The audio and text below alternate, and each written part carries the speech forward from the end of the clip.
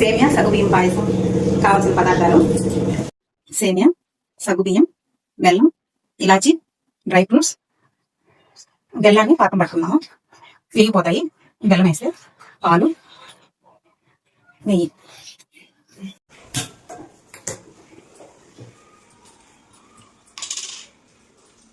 వేసుకున్నాం. ఎన్ని స్పూన్లు? 5 స్పూన్లు. సగ్గుబియ్యం వేగాల.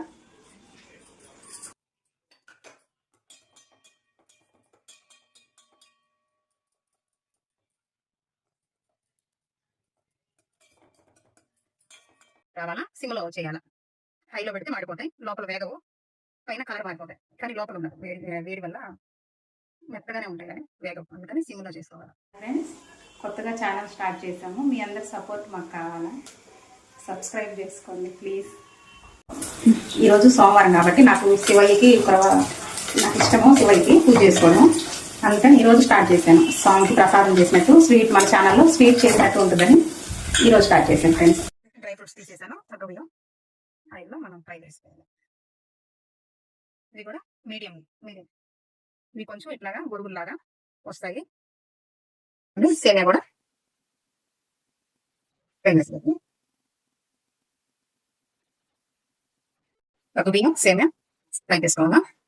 పక్కన స్టవ్ మీద మనం పాలు పెడుతుంది.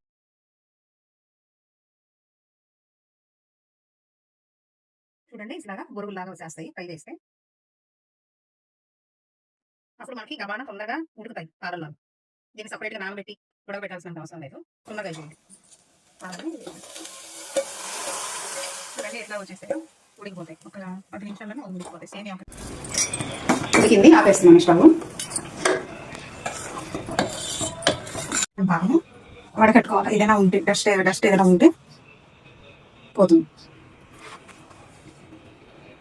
డ్రై ఫ్రూట్స్ కూడా వేయాలకు.